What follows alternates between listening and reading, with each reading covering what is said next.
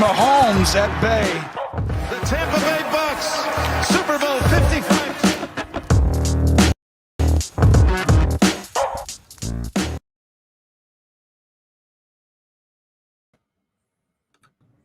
Hello and welcome to the Bucs Banter podcast. It's been a while. We haven't seen you guys, but we are happy to be back after our brief 3-week hiatus. You got to take a vacation sometimes, and that's what we've done. But again, happy to be back. Today we are going to be catching up on some of the Bucs news that we've missed over the past few weeks. Some things to discuss there. And we will also be breaking down the AFC West, which I believe is the final AFC division for us to preview that we have not yet done. So looking forward to that before we move into the NFC. I am your host, Collin Hallboom, and of course I am joined by my illustrious co-hosts. Beside me at the top here, we got Scotty Capron, and below we have Bohdan Yard. What's going on, fellas? How we doing today? Hey, Boom. Good. Not bad. Good to be back. First time in a bit on the pod. A couple unfortunate rounds of golf mixed in the last few weeks, but out of the system, and now it's back to football. I'm pumped up. We feel like we're so much closer to having actual football. I know. Too. So it's sneaky, like 6 weeks away now or something. The first or week one, which seems insane. So awesome. Yeah. It is, and it's a good excuse for us to keep churning out content because we got to get through our division previews, and we got a bunch of other stuff planned we want to hit on before the season starts. Mm-hmm. As it gets closer, there's more to talk about. There's still plenty of players to figure out where they're going to be playing next year, teams to figure out who's going to be starting for them next year. It's going to be a fun NFL season, no question, especially if you are a fan of the Tampa Bay Buccaneers, which is always the focus here at Bucs Banter, and we are happy to be live on Bucs Report right now. So let's just kick this off with what's up with the Bucs. Couple items that I want to talk about as it relates to your Tampa Bay Buccaneers. Monty Kiffin last week officially inducted into the Bucs Ring of Honor. Long overdue. Any Bucs fan or even just football fans like Scott and Bo here, I know you guys both are very, very familiar with Monty Kiffin's accomplishments, how important he's been to the game, the defensive side of the ball. Dude created the Tampa 2. He brought the first Super Bowl. He had an integral role in creating that team that won in 2002 for Tampa Bay. John Gruden gets all the acknowledgement, it seems, publicly in the mainstream, but behind the scenes, Monty Kiffin is really the founder of that defense. So super exciting to see him get his due and see his name's going to be up at Raymond James for all of eternity. Yeah, and just to pop in, just in another one of his obviously accomplishments is being named the second best defensive coordinator in Bucs history by our host. So the fact that he got in that ring of honors is pretty fantastic, being number 2. It's just warming to see. I don't know how many silver medal winning coordinators are enshrined by a lot of NFL teams. So hats off to Kiffin, and just quite an accomplishment. For anyone who's unfamiliar with this troll job, don't worry, Scott's not going off the rails. He's not Kanye West right now. He's referring to a previous episode we did where I chose my all-time Buccaneers starting defense, and of course I had to pick a defensive coordinator. I tried to go with Todd Bowles and Monty Kiffin as dual coordinators, and Mr. Capron wouldn't allow that. So on the spot, I did choose Todd Bowles, maybe some recency bias, but I explained it, I believe, quite poignantly.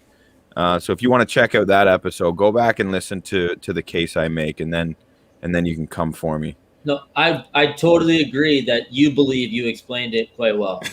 I actually have receipts of you saying, "Damn, Boom, that's a really good point, man. I got to give you that." It was, and Bowles is legit, and overdue for Kiffin, perhaps, but always inevitable. And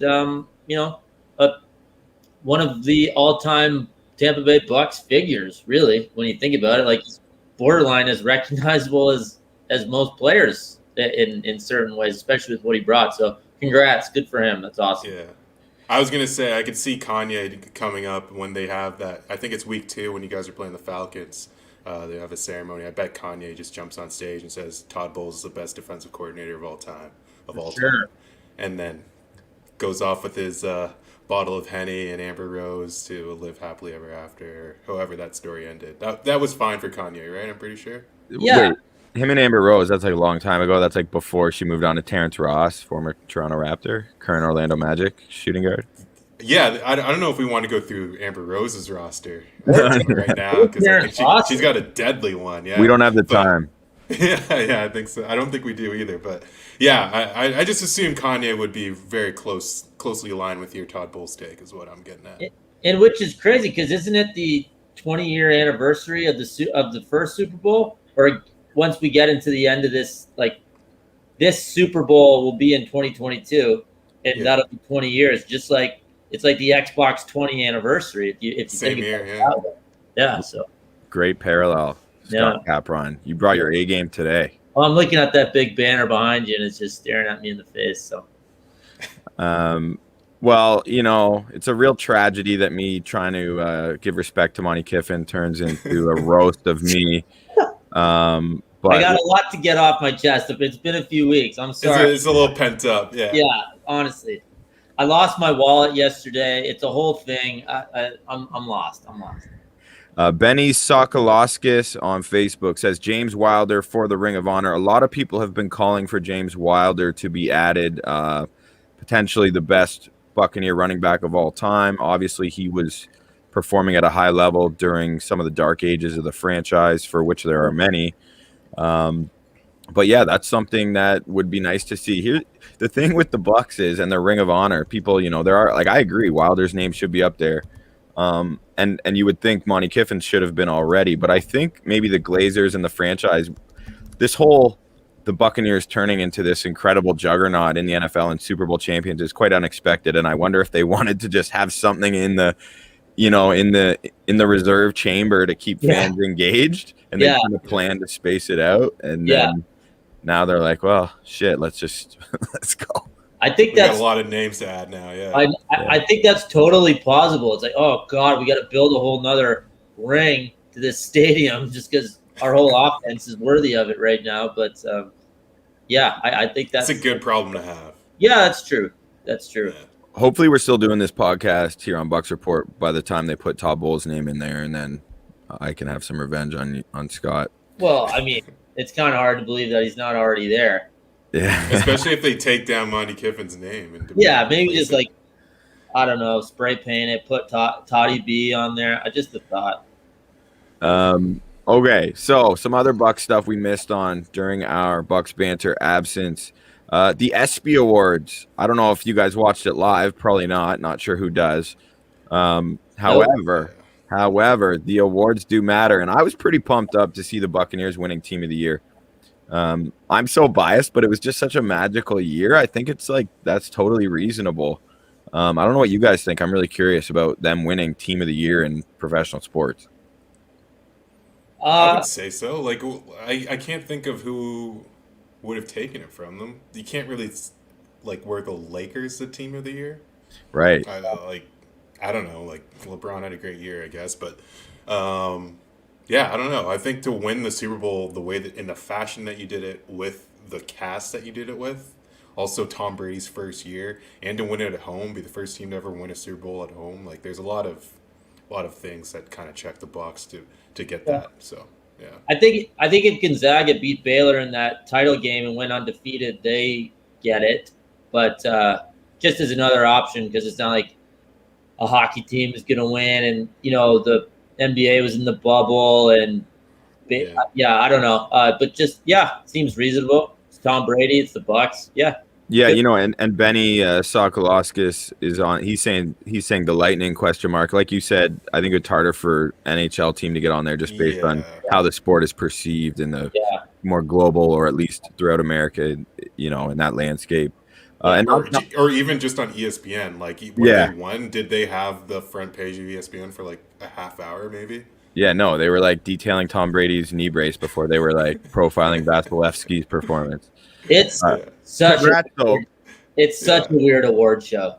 Yeah, like really right in the middle. yeah. I mean, I guess it's the off season for 3 of the big 4. Usually basketball would have been done by now, so it's just baseball. But like, what it honors and what the timeline is. Like, I don't know. Put everyone in a room. I mean, it's probably fun, but like the actual award shows, I don't know. I don't know if I've never watched it, but yeah.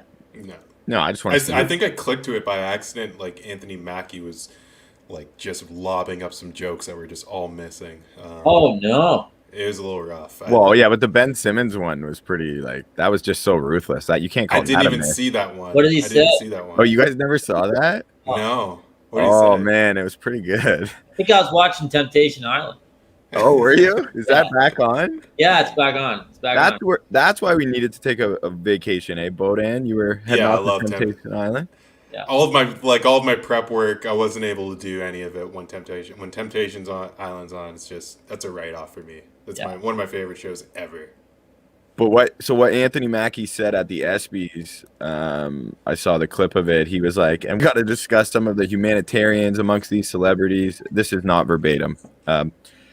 Some of the humanitarian work, and we want to especially profile Ben Simmons, who's been building houses with all the bricks he's been throwing up. Oh my god! They were actually he was able to build a school and like this and that, and everyone was like, "Oh." It was pretty ruthless, cutthroat, but I liked it. That's good. Probably could have went the other way, and that he's actually built 0 houses because he refuses to shoot. But still good. That's still a good joke. That's still solid. True. Yeah. We have Johnny Santilli says, as someone who gets invited to a lot of things, award shows aren't much fun in person. A little bit of a flex there from wasn't this guy a driver at TIFF? What's his big? I think it's a bot. Actually, I think he holds cigarettes for, I forget the actor's name, but he just holds the cigarettes for him. I forget. I think it's Rene Russo. Yeah, you might have been Russo. Yeah. Russo. Yeah. But yeah, so not only did the Buccaneers win Team of the Year, which was my favorite, but Tom Brady winning Male Athlete of the Year. The one thing I wanted to say though about the team of the year, another reason I think is just football was kind of the first league to get a full season, an uninterrupted season done as well. Yeah. So you had the bubble leagues and all that, so that probably contributed as well. But Brady taking home Male Athlete of the Year, that's a little more contentious. Obviously, it's based on the result of his performance. It's not like he was even the MVP of the league. But that was pretty cool. A little bit of hardware at the ESPYs for the Bucs. I don't know if you guys have any thoughts on the Male Athlete of the Year award, or if you're good to move along here. Thoughts? No, yeah, I'm good to go. No, I'm good on the ESPYs. Yeah, fair enough. Yeah. In terms of Buccaneer football, training camp actually begins next week. I've seen conflicting reports that it begins Sunday the 25th, but then I saw on NFL Network right before we came on, it starts on Saturday. So either way, less than a week away from training camp. Buccaneers are one of the teams that'll be kicking off then. That's super exciting. Can't wait to see these guys getting good video quality media coverage, seeing who's working out with who's matching up where, how the depth chart starts to take form, how the rookies are performing. Should be fun. Again, like we said off the top, a step closer to real football. Yeah, exactly. This is like the season. Like this matters now, right? Like getting into training. Like we're getting there. We're getting over this summer slog, and this feels like a good barrier too. Like kind of related to the last topic too, or just the comment on the NFL being the first one without interruptions in the season. I don't know if you guys saw Michael Irvin was like kind of going off on the Cowboys because they're one of the teams that it hasn't really come out yet, but one of the teams that doesn't have like a high vaccination or like whatever the threshold is. I think it was like 85% or something like that. And he's basically saying like if your team's not at 85% vaccinations, you're not committed to winning. I don't know. I thought that was an interesting take. I was not expecting that from Michael Irvin. But it kind of makes sense in my head. Like, why would you add this extra layer onto what is already one of the hardest things to do in sports, is win a Super Bowl?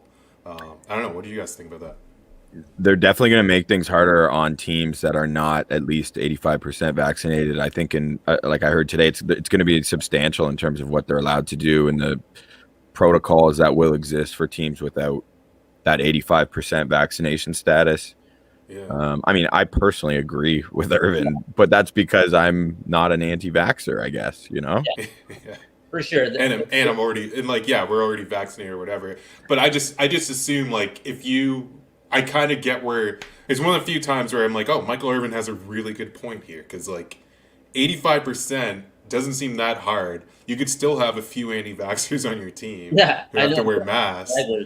It's not that much to ask. I like in my head at least, but. Yeah, and like I don't know, man. Grown men, they have their own opinions, I guess, and some of them probably are pretty strong in those opinions. You know what I mean? Totally. Like, yeah. The SEC commissioner came out today and also said there's not going to be moving of games and cancel. It's like if you don't have, I think it was 80% is the number of vaccinations for the college teams in the SEC, then you might just have to forfeit. Like it's not going to be the dog and pony show to make sure everyone gets the games or whatever. It's like it's on the team and the school now, which is similar to what Irvin was saying with the Cowboys. Obviously, I like Michael Irvin. Yeah. No, I like him too. I find that he's just screaming at the top of his lungs. Yeah, and like I'm having a good time with him at the same time. But I was like, oh, this is a like very worthwhile thing to be on your like on to like die on the hill for. You know what I mean? Like, yeah, and that's like a risky thing to take a stance for in general to preserve your reputation. Michael Irvin doesn't care about that. You know what I mean? Like, and of all the teams, Dallas, right? Exactly. Like, the team in a lot, well, except for actually playing, but in terms of coverage and the outspoken owner and all that. So good for him. For sure. And we're gonna have preseason games again. Not like I give a flying you know what, because I actually like it with no preseason. I don't know, but it does make sense, and I think it's important for a lot of the guys who are trying to make teams. That's how they make their impression. For sure. So I get it, and it's just such a tease to me. But Bucs are going to open up against the Bengals at home with their first preseason game. Then the Titans, who is also a team that I believe they're planning to hold some joint scrimmages with, joint practices. And then they finish their preseason schedule. Their third game is at the Houston Texans.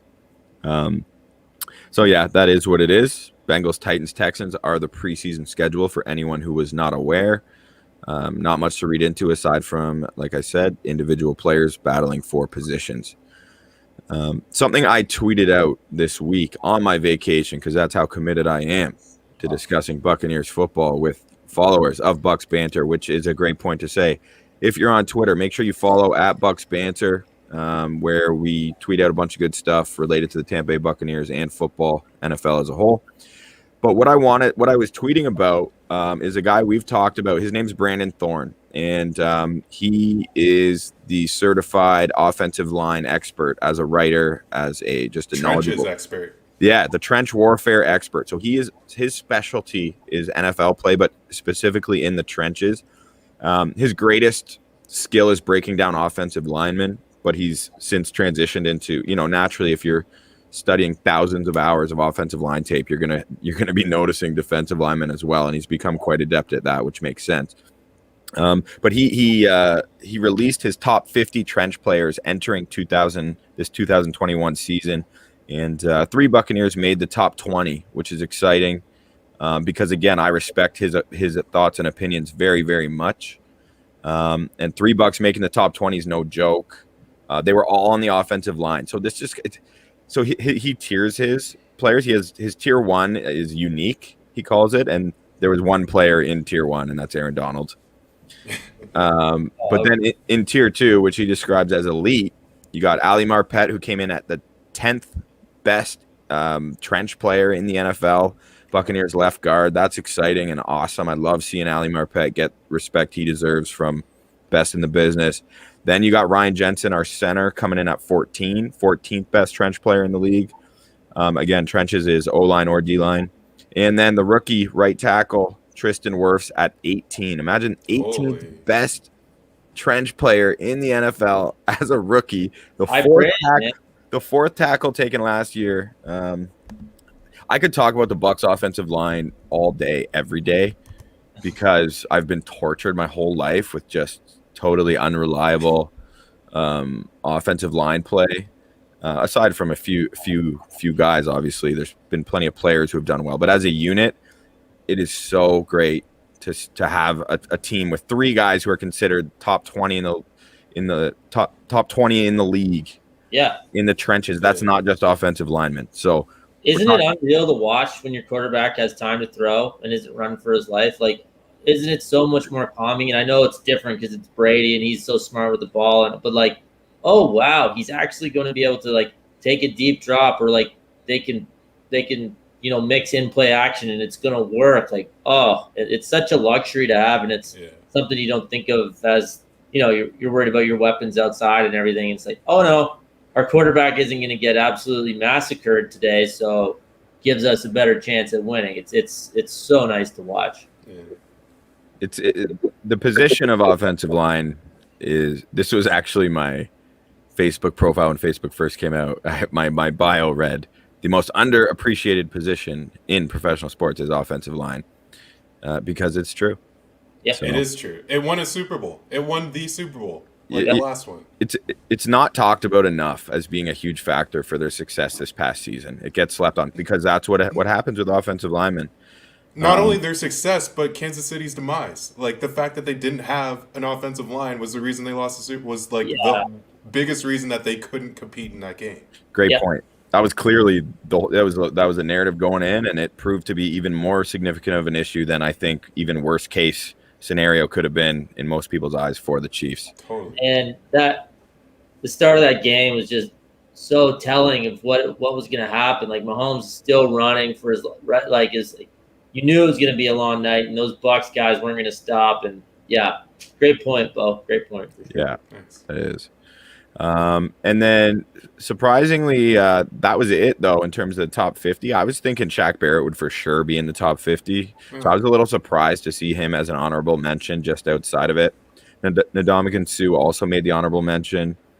But yeah, so speaking of Shaq Barrett, like, he was on, I don't know if either of you guys saw it. He was on Good Morning Football last week. I wasn't watching it live. I just caught it on Twitter, but in his interview, he was showing some real confidence. I liked the juice he was bringing to that interview. He said he was asked about what his goals were for the year, and he just like confidently stated, most valuable player, defensive player of the year. I want it all. Like, nice. Just straight out naming and he just seemed fired up, and that just to know that one of our leaders on that side of the ball is so fired up and has these high expectations for himself, and he's not afraid to say it. I like when players aren't afraid to acknowledge they do have individual goals as well. Sure. Like, of course you want to win a Super Bowl. We get that. Don't be afraid to put some expectations on yourself publicly. So I thought that was pretty sweet. Yeah, no kidding. And speaking of that Super Bowl, Shaq Barrett was just an absolute menace. He was a menace all postseason. I think he has the most quarterback hits in the NFL in the over the last few years. So I do expect big things from him as well this coming season, as do Buccaneers fans all over the world.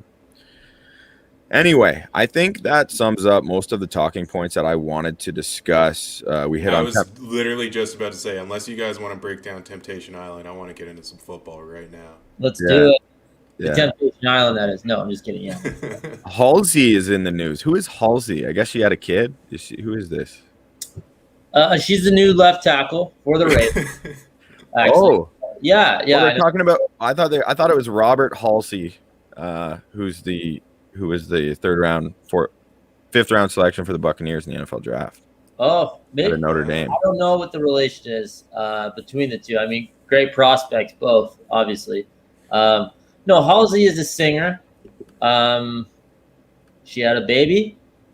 Those are the two things that I know about her. So, and it was today. So 3. So there you go. Big God news. Bless her. Big news. I hope the baby's healthy. Everything's going well. Of course. But let's talk about the AFC West. Yeah, let's talk about the AFC West. I want to start with the Las Vegas Raiders coming off an 8-8 season. They finished second in the AFC West last season. They actually started the season off 6-3 last year, and then I guess their true form came to show. What do you guys think about the Ravens coming into this year in this AFC West? Let's hear it. Let's get into it. The Raiders? Pardon me, the Raiders. Thank you. Yeah, I mean, kind of starts for me with the Gruden and Carr relationship.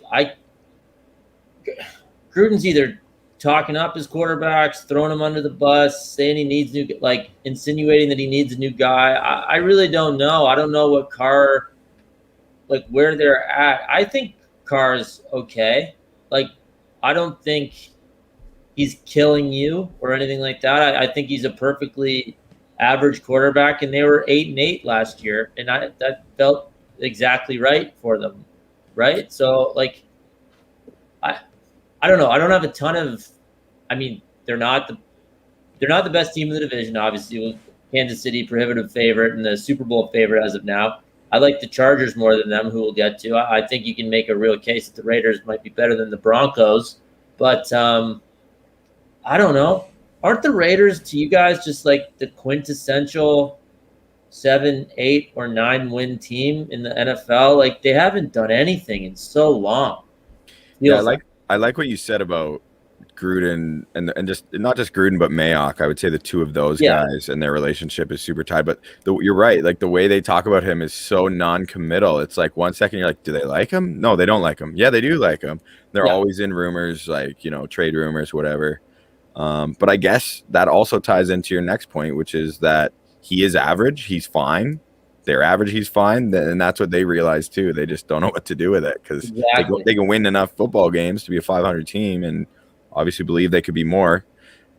I think so. Like, the thing about being average in the NFL is, like, it's never steady. If it was just steady, it'd be fine, right? It's the fact that he can dip. So it reminds me a lot of Kirk Cousins, where you can just fall off a cliff sometimes, or some games like Kirk Cousins can be one of the smartest quarterbacks playing in the league. It's really interesting the way that it works out that way. And it seems like that's just like the story of the NFL. And like when I was going through a bunch of these teams, I'm just like, you would think that you would just see some like normal like games and like, oh, they were kind of in it this week and they were just always in it every few weeks, and oh, they had this big injury and they fell off a cliff. But no, it's like they lost to the Bucs like 45-20 in like week 7 or something like that, and then they gave up 43 points to the Falcons, 44 points to the Colts. So like my thing with the Raiders is just like, it's the defense. Their defense is bad. And for a John Gruden like led team, I'm not expecting their defense to be as bad as they have been. So yeah, like by DVOA they're ranked 28th. But I like all of these questions are about Derek Carr that come up in the media, but really, have they addressed the defense in the offseason at all to you guys? I love how they drafted Trevon Moehrig in the second round, which reminds me of our draft day coverage when Mr. Scott Capron said that when I was being very critical, we were all being critical of the Alex Leatherwood selection in the first round, and Scott said that reminds him of the leader of a group of spies, a detective of 14-year-old spies. Yeah, Alex Leatherwood. I stand by it. I think it still does. I think they're cracking cases all throughout Vegas right now, riding around on like their BMXs. It's a great like alias for a 14-year-old. That's for sure. I think that I'm Alex Leatherwood now. God. I think Mayock has been trying to get too cute in the NFL draft, and I think he had a ton of draft capital, and I think he's missed way more than he's hit. Keelan Farrell, didn't he take Keelan Farrell 4th? Like, yeah, Cleveland. Yeah. He hasn't done much. He's gone off the board a bunch of times. Like I don't have their draft results over the past few years in front of me, but like they take Alabama and Clemson guys. It's like across the league that's what Mayock does. Which that's not even criticism as much as just like that's basically the pool he's picking from because they've rightfully had the best guys for the. Do you think part of it is having like John Gruden as your coach and just talking about these picks with John, like telling John Gruden that you like something and him being into it? I feel like John Gruden would just be like, any good idea that you thought you had and John Gruden agreed with you, you would be just like run through a wall for it. Or even I see Mayock. I could picture Mayock watching tape with Gruden, and Gruden is so enthusiastic. All of a sudden, he's getting fired up, and he's like, Spider 2 white banana, man. Like, look at that, Mayock. Banana. Yeah. And then he would lose his mind, right? If you're like, I kind of like this guy, Gruden would be like, I love this guy, and be like, yeah, I love him too. Let's take him. Yeah. I'm with you, John. I don't think he sounds like a spy. Yeah.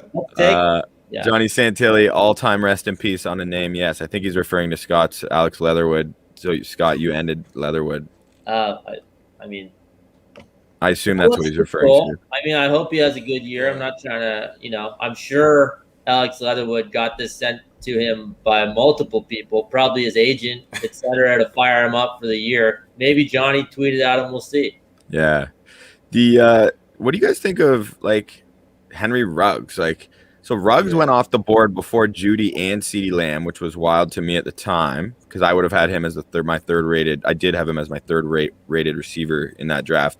But that being said, I mean, Ruggs has a ton of talent, and there's no one else there to really take the heat off him aside from Darren Waller.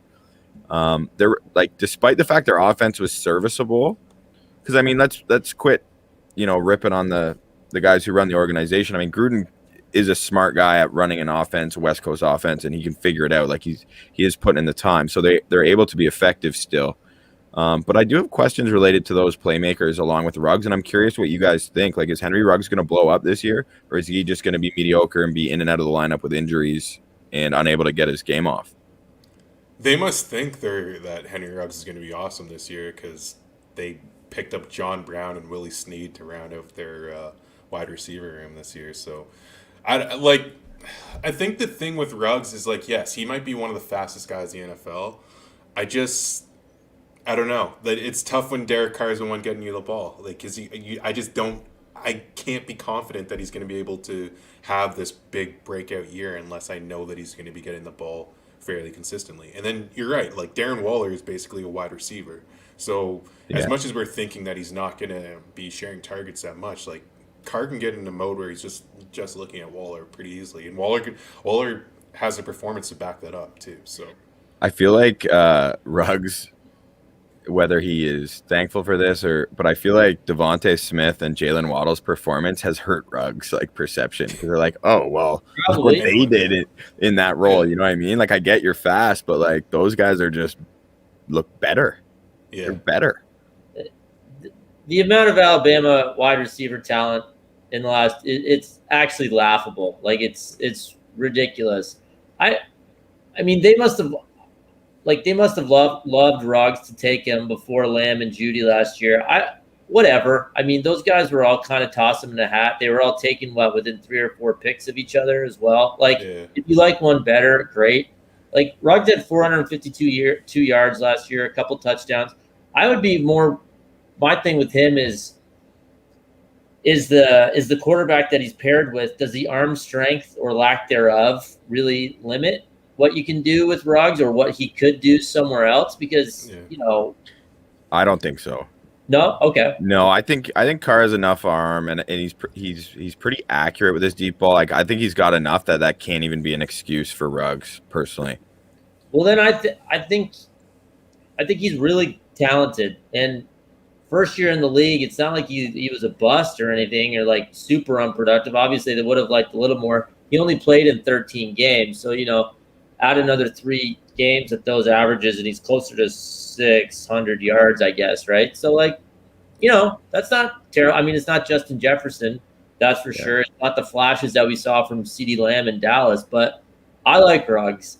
I love Waller, obviously. But like we said, I don't think the problem is going to be the offense. They'll probably score enough, but I don't know how many times is Derek Carr just going to like fumble it out of the end zone or do something nuts that we haven't seen in 4 years. I feel like every time you turn on a Raiders Sunday night game, he's doing something like that. It's like, that's what it comes down to for me. The Raiders are a team you want to be playing in a close game, going down to the wire. You're not getting super nervous. You're right. Like, it seems like they have kind of bad luck. Like I can't like justify that from watching all their games, but it just feels like they're always in these close games and then they blow it at the end. Yeah, it'll be interesting to watch them in Vegas this year with fans. That'll be very cool. We might be some of those fans. I want to talk about a really exciting team to talk about, and that is the Los Angeles Chargers. Dynamic year for Justin Herbert. My God, did he look good? He looked like a 10-time Pro Bowl NFL quarterback last season with all the physical tools to go with it. They were 7-9 last year, third in the AFC West. Dealt with some injuries, guys in and out of the lineup. which I think is why they're. Bo, I don't know if you got the ratings. Like their defensive rating wasn't super impressive last year, right? But Yeah, no, like I just always look at it by DVOA. So yeah. defensively, they were ranked 20th in the league. Right. So like that surprised me though, just with the names they have on that side of the ball. But I would expect that to be much improved this year. I expect the whole team to be much improved this year. A lot of injuries for them last year defensively as well too. Yeah, Derwin's coming back, which I mean, to assume he's going to play a full healthy season is a bit of a stretch. But if he does, let's hope. Yeah, we always want to be blessed with a full Derwin wins. So, yeah. So good. How could you not love his game? So good, amazing. So fun to watch. Melvin Ingram, by the way, they lost Melvin Ingram. He signed with the Steelers today as a free agent. You guys see that? Yeah, I was prepping for this podcast, and I was like, oh, he's still an unrestricted free agent. And then, like, I finished all of my prep, and I looked at my phone, and I was like, oh, he's signed with the Steelers right now. So, yeah, I was like an hour late on that. But, yeah. He didn't really play that much for them last year either. So no, they were happy to let him walk. He's not the name he once was, but there's a lot of people who still really respect his level of play, I think. So we'll see what happens. Maybe he's going to be elite in Pittsburgh. You know what I mean? I could see that happening. Taking Bud Dupree's role, basically, I think. Yes, someone alongside or opposite Watt. Yeah. They had a great draft also, the Chargers, like a good enough draft that I feel compelled to bring it up. I can't believe they got Rashawn Slater, who many people had as a number one tackle in the draft coming out of Northwestern. So some people did have him ahead of Sewell. They got him at 13 without having to move up. I mean, that's crazy. And then they get Asante Samuel in the second round. So he's a first-round talent in his own right. So that's an incredible use of your first two picks there. And I think those are like immediate difference makers who are going to slot in and be NFL starters right away. Sneaky fantasy guy for you, too. Josh Palmer, wide receiver out of Tennessee. Yeah. Via Brampton, I believe. Yeah, he's from Brampton. That's right. Yeah. And what's Scott? Who's the guy at Bama, the Canadian boy? Do you remember his name? Mechie? John Mechie? Is he the Canadian? I don't know. Yeah, I don't remember either. But like him and Josh Palmer, I think played together. I don't know if it was Mechie. Should have just not brought. Yeah. So it is John Mechie. Who's the Canadian boy, and he's gonna have a big year for the Crimson Tide this year. Could have a really big year. So him and Josh Palmer grew up in like playing football together. A couple Canadians doing work. How about that at a skill position? Love it. Yeah. Josh Palmer is gonna be good. I think he's gonna be really good. Yeah, Evan Winter, who writes for Bucs Report. So anyone watching this on Bucs Report right now or who's going to watch it later knows Evan Winter's work well. Check him out at bucsreport.com. He covers the Tennessee Volunteers as well, and he wrote a nice piece on Josh Palmer, and he could tell you all about him, but he loves him. And a lot of people do. There's a lot of advanced guys who are like saying he is like, because he was playing on a terrible team against really, really good competition, obviously. Yeah. And he didn't have much to work with. He didn't have many people to get him the ball. So we'll see. Herbert can get him the ball. And then he's playing alongside Keenan Allen and Mike Williams. If Mike Williams can stay on the field, it's a pretty dirty trio right there. Yeah. And so Jalen Gunton as well, too. Jalen Gunton is a guy to look out for. Like, the Chargers have a really nice offense. The one thing I was going to say about them, they, hit absolute rock bottom last year. So they finished the year 7-9. They were 3-9. Losing to the Pats at home. They lost to the Pats at home 45-0. And Anthony Lynn at the time was like, this is the worst football game I've ever seen played in 30 years of football. Well, go ahead. We've gone too long without mentioning their biggest addition, which is the loss of Anthony Lynn. I'm sorry. Yeah. He seems like a very pleasant man, but as someone who is suckered into the Chargers every week, picking them, it seemed like it wasn't questionable coaching decisions. It was absolutely no offensive. Yeah, it was offensive. Yeah, nobody could do that. It would be the only thing I would ask a head coach in an interview is game situations and what do you do? And the Bills one was unbelievable. Oh, what was the other one that was absolutely disgusting that they? Oh, sorry, I should have had this. I feel like they had a bad one against Atlanta as well. That was close. They lost to they beat the Jets. But anyways, just, truly some of the worst coaching decisions, just killing their playoff hopes. They were a playoff quality team. I don't think there's any doubt about it. Obviously, that Pats debacle was the low point. And but like they come off of that game and they rip 4 straight wins to close out the season. They're like all tough games. And they won them, right? Like it's like at the end of the year they actually ended up winning. But yeah, I'm with you. Like that's kind of what I wanted to hit on. Like Anthony Lynn being out, they bring in Brandon Staley, they bring in a new OC and Joe Lombardi as well too from the Saints.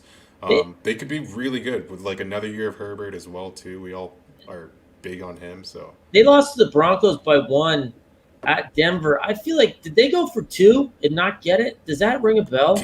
Yeah, you're probably right. Actually, I don't remember watching. I don't remember so many of the games being like that's not even doing. necessarily an indictment. I actually kind of like going for 2, but it's just another.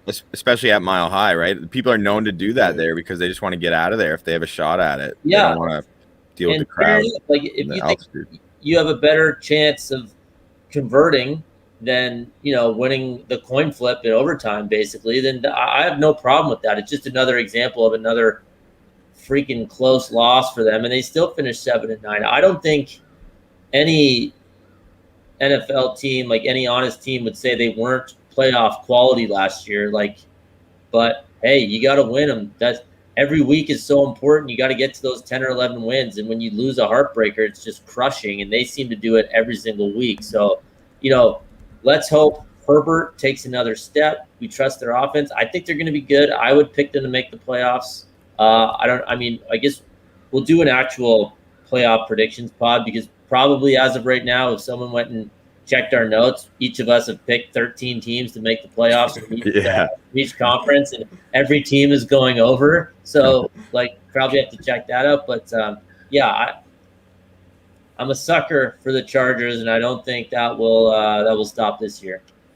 The one thing I'll give Anthony Lynn is they developed a really cool offense under him. Where I feel like actually the Chargers have run pretty creative offensive schemes over the years with their skill guys. The way they involved the running backs in the passing game is quite unique over the last few years with Eckler and Melvin Gordon before that. So, but I think they could have taken the reins off Herbert even earlier. I think he showed it. You weren't a fan of stabbing him in the chest or stabbing Tyrod Taylor in the chest with a needle to get him in there? Well, yeah. Is that unethical? There might have been literal reins on some of these quarterbacks. We don't know what they do over there. If lung punctures are part of the pregame warm up in LA. But yeah, that was iffy. I mean, we mentioned that earlier in our previous series, I believe, when Tyrod got stabbed by the doctor. But I still think there's the stigma of rookie quarterback, don't throw him to the wolves or all that, blah, blah, blah. Herbert showed that he could play and make all the throws right away. And I would have just trusted him and gone with it. If you're going to go with them, then go with them. And I have to assume he'll get even more of a green light. I wouldn't be surprised if we see a Josh Allen-esque statistical jump for Herbert. And it's not just because they're both giants. He showed great poise, especially playing on it. I don't know. I think the physical tools everyone knew about, the arm strength, the size, the ability to move. He's certainly capable of reading defenses. It was just a lack of consistent execution. That was a common critique of him coming out and staying calm under pressure. But he just did such a good job of that still as a rookie quarterback in the NFL. Incredibly impressive. I like watching him play, man. They had an insane game against the Bucs last year where just highlight after highlight. NFL, the official NFL Instagram account, profiled it. I may have been sent a few times in our group chats or whatever, but I think decision-making is okay for him, but that haircut he got mid-season, I think would make anyone a little bit worried. So, we'll lock that up. Tighten that up, literally high and tight, maybe for Herbert in the offseason. And I don't know. Sky's the limit. I like them. I agree, though. You look way better with long hair. Oh, God. What happened? It's not even close. He almost went from being an attractive guy to an unattractive guy. And, if you're gonna lop it off, don't do it yourself, which is what it looks like. I don't know. Maybe he's new to LA, didn't have a barber. Figure it out. I think they got one down there. Yeah.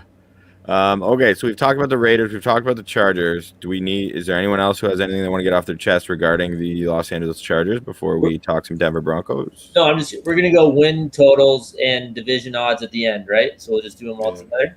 Sure, yeah. Okay. All right. I also think it'd be weird if we don't say, like, they lost Hunter Henry, they lost Mike Pouncey. Like, those are, like, two pretty big losses for their offense. They lost Melvin Ingram as well today.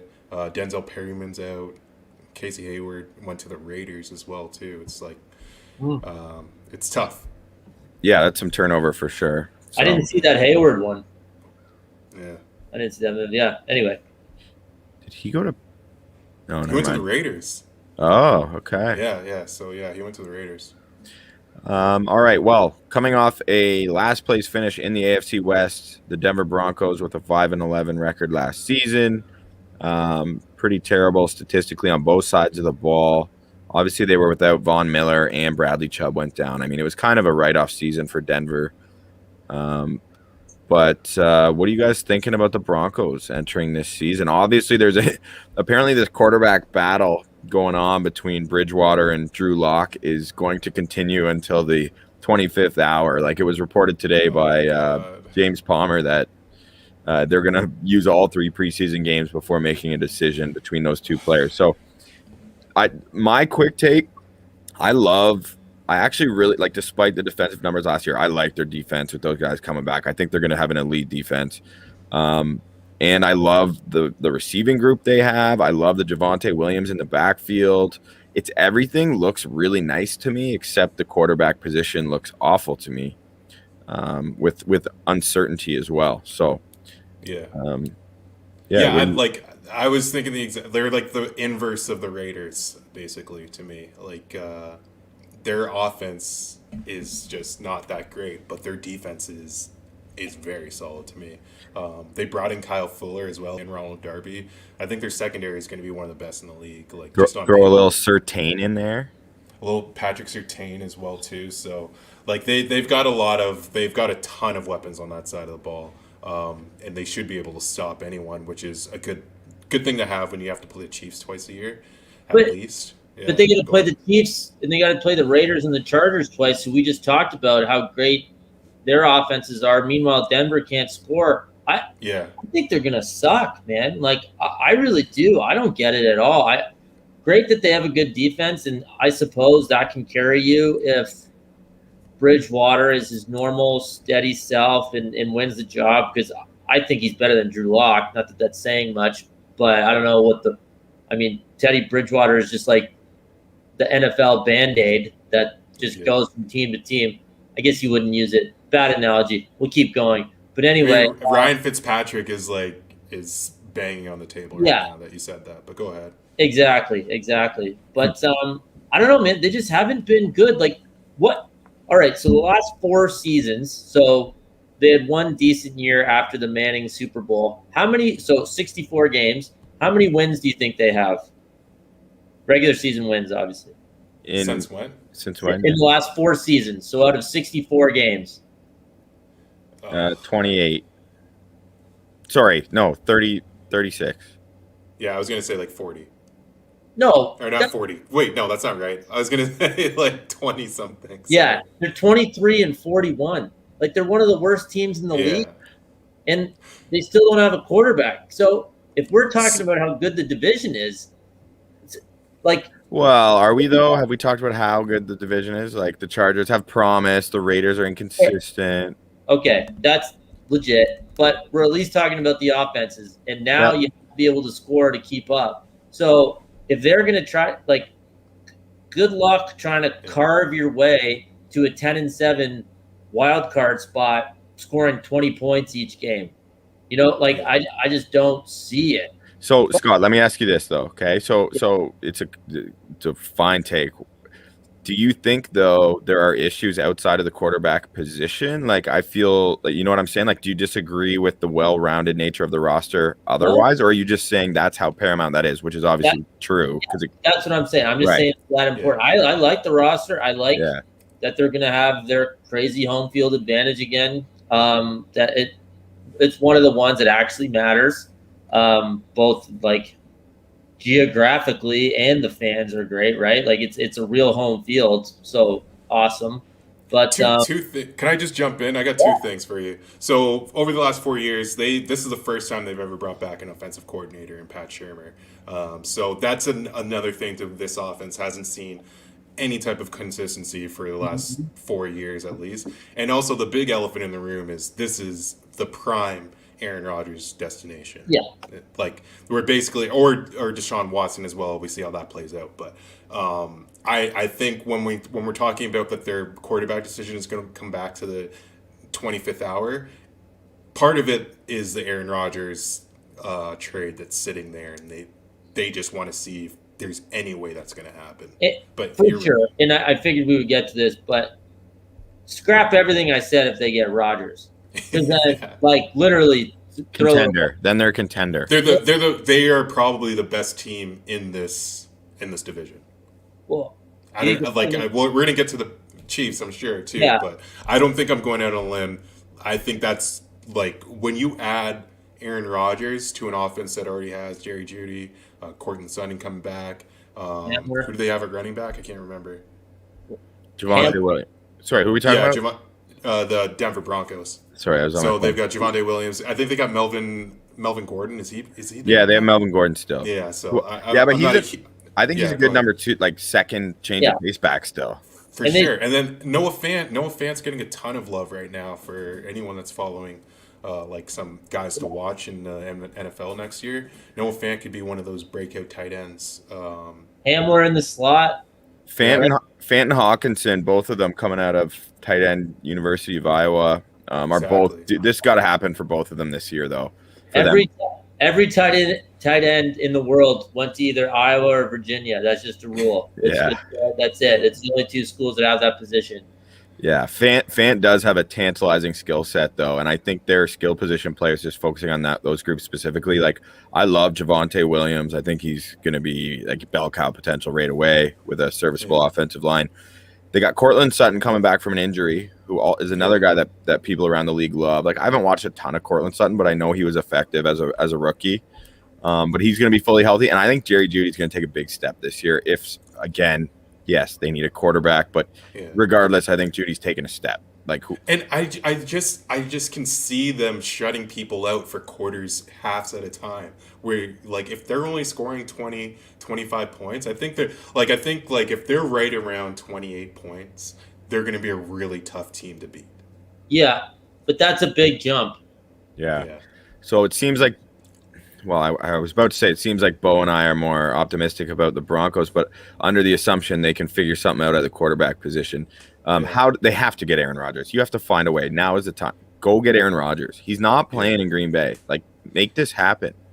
I think like that's just such a tough pill. Like we'll get to the Packers. Like it's such a tough pill to swallow to just get rid of Aaron Rodgers. But I agree because the package that the Broncos could put on the table it's a really nice one. So it's interesting. The one thing I was going to say, another reason why Scott might be hating the Broncos, they picked up Baron Browning, edge out of Ohio State. He's good. He's one of the steals of the draft. Yeah, so everybody. Well, I'm sure he's awesome. I'm sure he's great. The Broncos had a great draft. Yeah, that's a good call. They had a really good draft. They had a really good draft. George Patton, who is now their GM, who took the reins from John Elway. The key move he made that I saw then when I was going through my prep for this, turned 71 into 98, 105, and 152. And one of those picks was your Baron Browning. 98, they got Quinn Miners, who is also known as the Gut. Wisconsin Whitewater, baby. Yeah. So, like, no tape on this guy because he played, like, Division III and just was bullying people there. And then maybe he opted out for the season, but he played in the Senior Bowl, and everybody was talking about this guy. So, so I'm super high in the Broncos. I think we'll get to that later, but yeah, I just can see them being really good. I'm just looking up Baron Browning, and it says his favorite show is How I Met Your Mother, so he's obviously a psycho. So factor that in, everyone, when you're doing your Denver Bronco preseason research. I love those random tidbits of information where it's like, what? Like, that's what you're watching on your night? Like you said, like, it's like psychotic but awesome. Like, Because a Cortland man Sutton's like that who huge- just yeah. kills people for a living, like on a football field, is cuddling up at home to watch How I Met Your Mother. I just made that up, Oh, well, I love it. That's but great. it Damn. seems Yeah. reasonable, and I'm gonna push it. All right, You It's- got me. You got me. You got me, Scotty. I'm looking forward to just texting you guys on Sunday. You guys got to watch The Gut. The Gut's going crazy right now. Man, you know what's crazy, Bo? You're right. Like what I've really learned over the last few years is how much NFL GMs, particularly like the main decision makers, value the Senior Bowl. Yeah. Yeah. It is It's really huge. weird. Yeah. It is huge. Jason Light, for example, like he's always drafting guys who perform well at the Senior Bowl. It's unbelievable. It's kind of like in college basketball, Scott, with the NCAA tournament. Like you got this whole season to work off of. I guess the difference is at the Senior Bowl, they're getting to see these guys practice, which is kind of a unique vantage point that could be very helpful, which I understand. I was about to say, like, the way football works, one game just doesn't necessarily provide that much depending on the flow and, what position you're looking at. So the whole week of practice, probably makes more sense because I don't know how many GMs are having a ton of time to watch on Saturdays and get a deep dive until the college season's over and they can go down to the Senior Bowl and see people in person. So it makes sense why it's such a large data point for them, right? So Yeah. It's true. Yeah. It's like okay. Before we move along, anyone else? Denver Broncos. no. No, we're good. We don't. John Elway is not the GM anymore, Scott. What? Wait, what? Officially, anyway. He's probably still calling the shots. Yeah. All right. The Kansas City Chiefs, 14-2 last year, lost in the Super Bowl. They've had a really, we already talked about.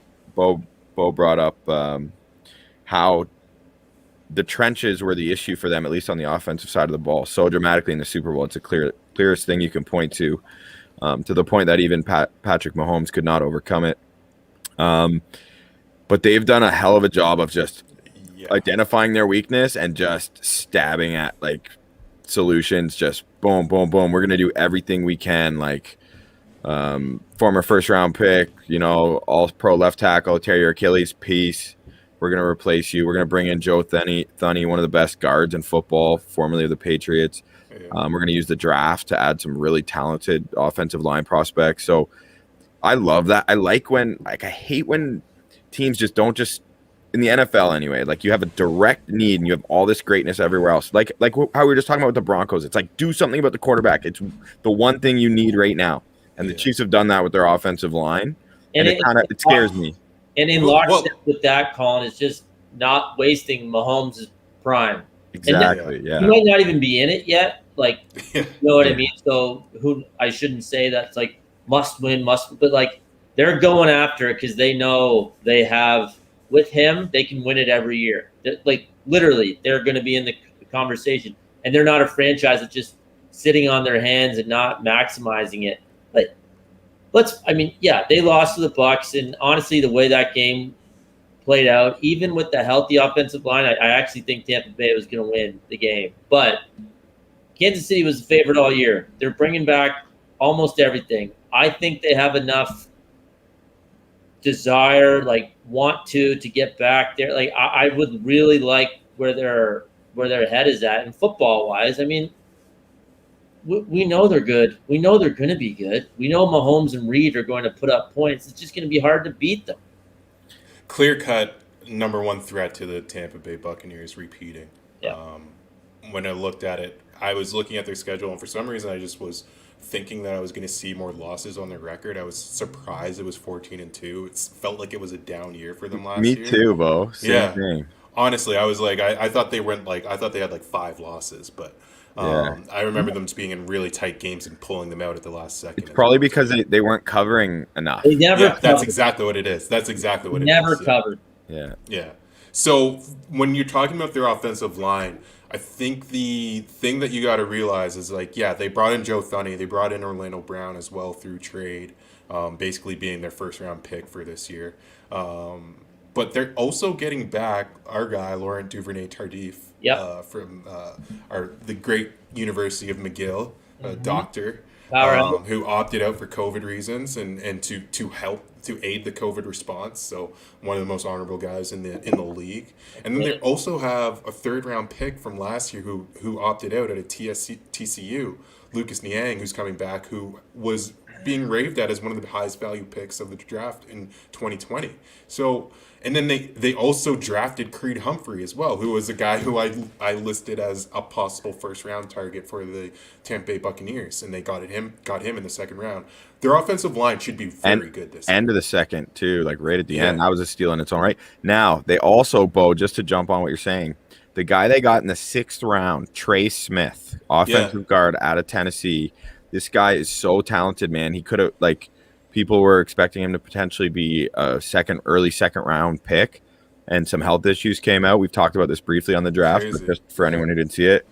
And somehow all these teams passed on him. Eventually the Chiefs are like, screw this. Like, we'll take him. Like, half the time these guys don't make the team anyway. I'm a little upset that, like, I know Jason, like, you know, I guess he's earned the right to address special teams in all of your half the draft, but, like, man, come the 5th round, I would have been all over that. But teams are pretty stringent with their medical process. Oh, yeah. If they red flag a guy, they just won't even look at him. So I assume that's what happened with a lot of teams. But I like the willingness, whether it was KC not red flagging it to that extent, or they just said screw it.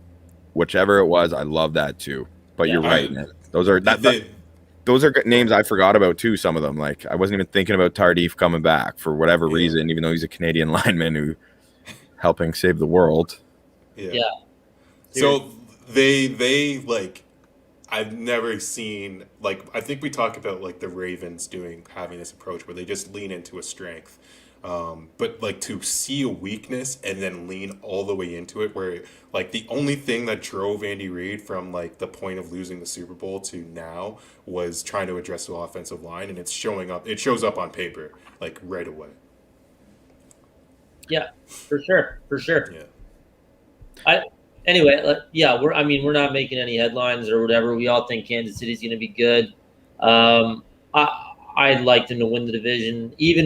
How amazing would 2 Rodgers-Mahomes matchups be if Denver does get Rodgers? That's literally as good as it gets, right? But I think they're the clear-cut winners. They still have Hill. They still have Kelsey, Hardman. They did lose Sammy Watkins, but like he never plays anyway. I still love their offense. Love their home field as well. You know, people coming into Arrowhead, it's not going to be easy. We'll get to the over/under shortly, I suppose. But yeah, that's an interesting line that's been set for those for the Chiefs. Is there anything, like, everyone knows the Chiefs so well? I feel like we're not going to be introducing much new information aside from how they've changed their team. You know what I mean? Like, they got the heavy hitters, and Bo, I'm right with you, man. That 14-2 record still shocked me, like you said. But I guess just 'cause they're so good, and they're hungry now, coming off what they lost. Oh, look who's in the chat. Me Cedar back again. Oh no. Oh, look at this one. Did you guys see that hockey team? This is me Cedar on Facebook. Did you guys see that hockey team from hot ass Tampa teach those Canadians how to play some stick? Oh yes, hockey, Americans game. Oh wow, the shots. I liked it. Not much to argue with, me Cedar. If you pay Canadians enough, we'll go anywhere. Yeah, sure. Man, I'll rock some Lightning's gear, no problem. Dave Anderchuk. You're talking to the wrong Canadians, man. I think we really don't care that much about hockey, and especially Montreal. Get out of here, honestly. Yeah, I've been wondering where some of these regulars were. Christopher Cole, what's good, my man? Nice to see you. You guys are just a little late for the party. It's nice we can take 3 weeks off, and the fans are still coming back. Much appreciated. Yeah, very much appreciated. Even that bot Santilli that had a couple comments earlier. I don't know who put a quarter into that machine or whatever, but yeah, nice to hear from him too. It could be a burner for Jory Katz, that guy we had to remove from the chat. That makes a lot of sense. Yeah. But yeah, it's going to be exciting. I mean, I'm scared. I think KC coming off that loss, all they've done is find a way to motivate them more. Andy Reid, like he got out coached too, though, in that game. Like I know we talked about the O-line, but Todd Bowles just blitzed them in a way they weren't even prepared for. Andy Reid had a lot going on that week too. Unfortunately, some personal stuff with his son, who was a part of the team.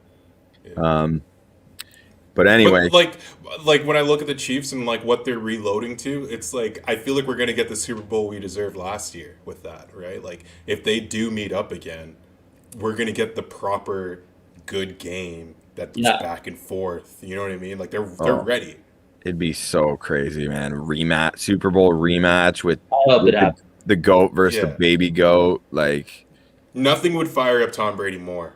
And then just after, like, there's going to be a Winfield Tyreek Hill beef after he pieced him. Like, there's so many little narratives that will exist. That would be really incredible. I'd prefer the Chiefs to just get bounced before that even becomes a realistic option, to be perfectly honest. Yeah. As the neutral NFL fan, I would prefer them to meet. I really would like them to play. Yeah. Meseater on Facebook wastes no time jumping in here. He says, do you really think the Chiefs having their linemen, referring to their offensive linemen, helps their defense stop the Bucs offense? Well, it keeps they would have kept the ball out of Brady's hands more. That's for sure.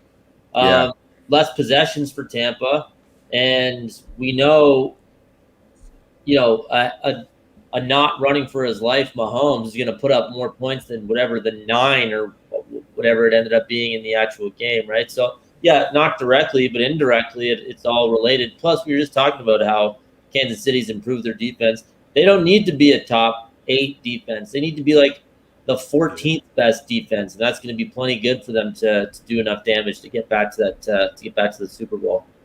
For sure. Yeah, they're ranked like by DVOA. They're ranked by 22. They ranked 22nd in the league last year. Yeah, they just need So if they are on the other side of the half of the league, like they. Yeah. Exactly. They get to league average, and that's good enough. Yeah. So, and we'll see how it goes. It's gonna be fun, man. Oh, I get excited talking about this. So, I think that pretty much sums up our AFC West preview. There. I mean, do we want to? Let's go through how we see this shaking out. Cap, I know you've been looking forward to this part of the podcast. You want to? What are you looking for from us, my man? Well, first I'll give the over/under wins. Okay. Total. So the Chiefs remember 17 games. Yeah. So the Chiefs are 12.5, and it's actually juiced. The under is juiced, so you can get plus 120 on the over 12.5. Like, I don't know, maybe I'm a total fish, but 13-4, and you're getting some extra candy at that plus 120 number. Like, yeah, sign me up. I'm with you there, buddy. Yeah. I like that. I'm gonna bet that. I think. I have the 1 second here. The Chargers at 8.5, so exactly a 500 team, give or take one, right? Depending on where they fall, which seems like a fair number. I would gently lean over. I had them going 9-8.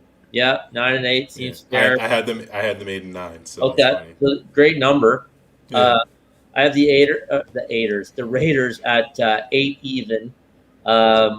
With the over at plus 115, the under at 135 at minus 135. I would eat some of that juice actually and take the under. I like 7 and 10, and I also like 8 as a push. So then they'd actually have to be a winning team for you to lose the bet.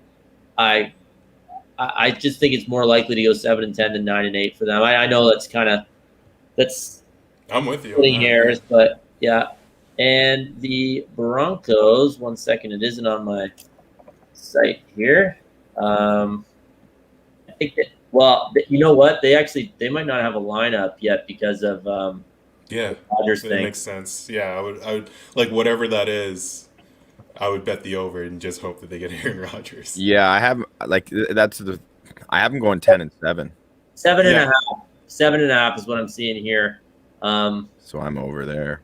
Yeah, I'd be over on the Broncos too. So wait, I think that I might have the same like order and record as you, Boom. I've got the Chiefs at 15-2. 5-14-3. Wait, what? 14-3. I have 14-3. Oh, you have 14-3. Okay, I thought you said 5, 4, and 3 or Oh, something. no. I was like, what? I was like, what's so funny? Wow. Yeah, I've got the Broncos 10-7. Same. Chargers 8-9. You had 9-8. 9-8. And then I've got the Raiders at 6-11. I have them at 5-12. Wow. Okay. Well, we're not far off. So funny. No, those are very close, actually. Yeah.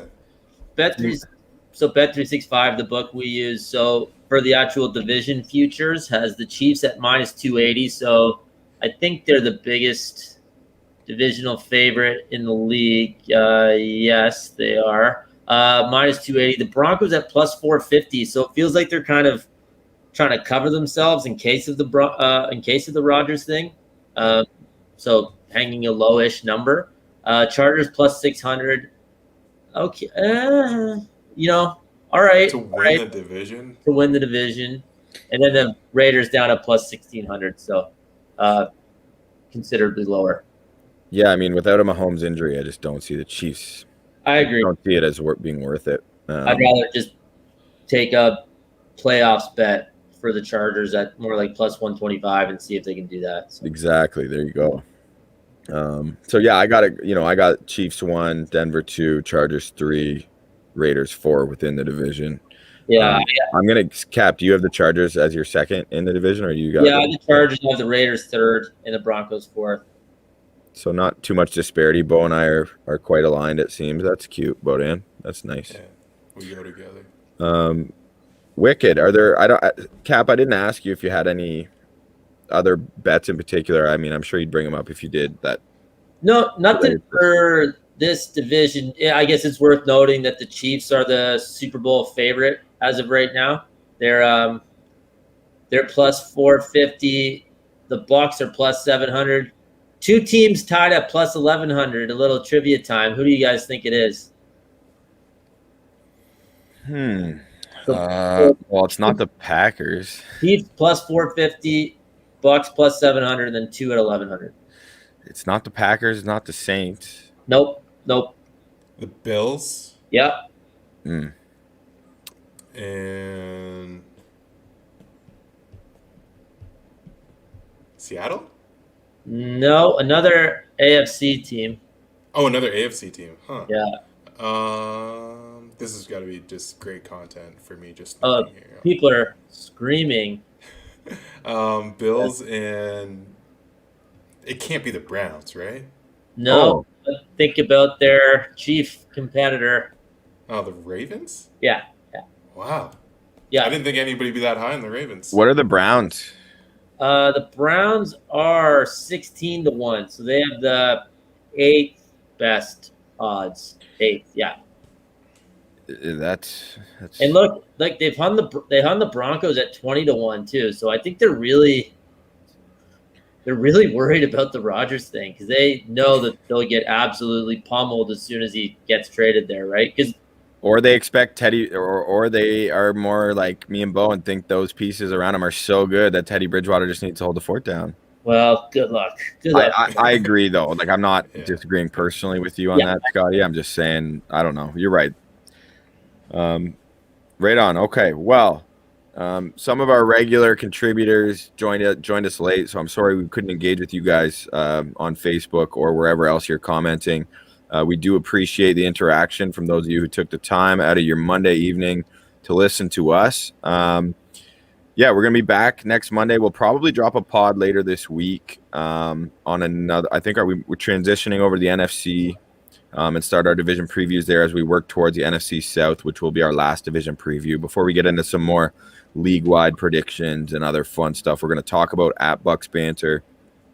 If you are not following Bucs Banter on Twitter, please do so at Bucs Banter. Check out our website, bucsbanter.ca. Haven't been putting up much written work, though, so most of the stuff we're producing this time of the year is all in podcast form. So make sure, whether it's Apple Podcasts or Spotify, that you check out Bucs Banter on either of those. And please check us out on YouTube, Bucs Banter. Really appreciate subscriptions and likes and shares and all that good stuff because that's what allows us to keep doing what we're doing. My co-host, Any departing words for No, our it's audience? great to be back, man. That was good as always. And now we're just ramping up to the season. We're good to go. So can't wait, man. Yeah, it's huge. It's so nice to be back, man. Yeah. Thank you. All right, guys. Well, we'll see you next Monday, and appreciate it. Till then, peace out. Hey, Banks. Hey.